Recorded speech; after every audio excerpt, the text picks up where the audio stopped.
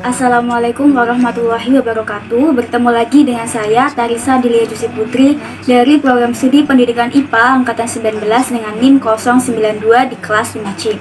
Pada video ini saya akan menunjukkan bagaimana cara praktikum dengan topik gelombang laut, yang mana hal tersebut akan dikaji dengan teori IPA dasar. Nah, bagaimana sih fenomena gelombang air pada laut itu terjadi? Bagaimana proses pengaitannya dengan konsep IPA dasar? Langsung saja kita ke praktikumnya. Alat dan bahan yang diperlukan pada praktikum ini cukup sederhana. Yang pertama yaitu ada wadah yang berbentuk datar, kemudian ada satu buah sedotan. Lalu untuk bahannya ada air secukupnya. Prosedur percobaan yang pertama yaitu menyiapkan alat dan bahan yang kita perlukan. Kemudian kita menuang air ke dalam wadah ini hingga terisi dari setengahnya ya.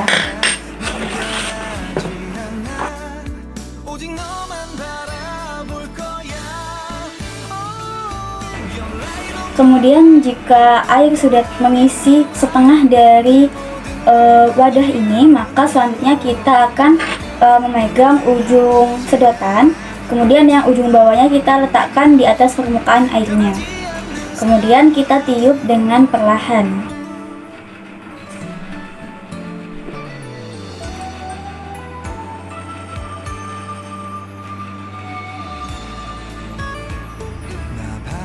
Untuk percobaan yang kedua, sama, kita letakkan juga tangan kita di atas sedotan ini, kemudian yang bawahnya kita letakkan di sini, tetapi kita tiup dengan lebih kencang ya.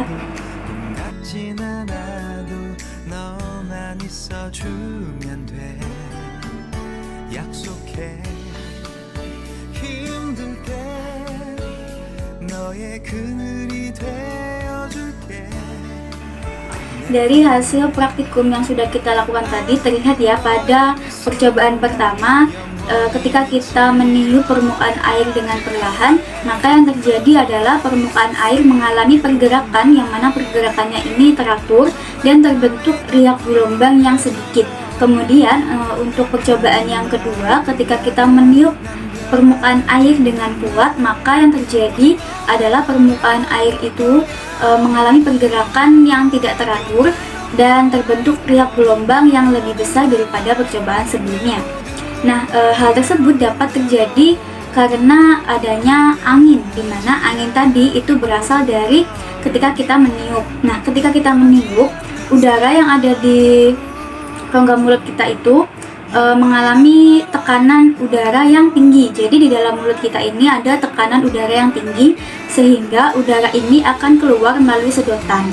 Nah, udara yang bergerak ini disebut juga dengan angin.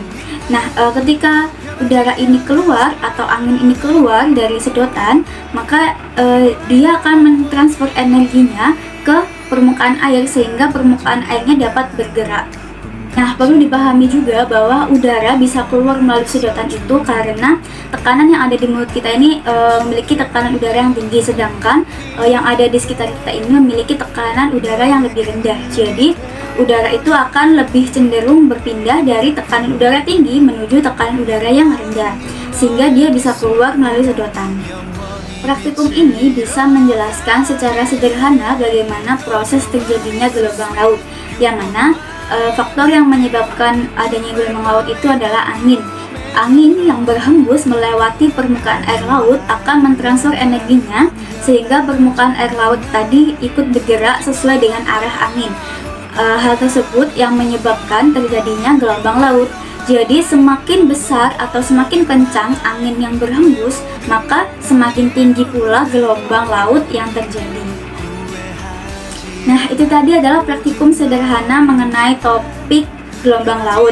Semoga video ini bermanfaat. Saya mohon maaf jika ada kesalahan. Saya akhiri. Wassalamualaikum warahmatullahi wabarakatuh.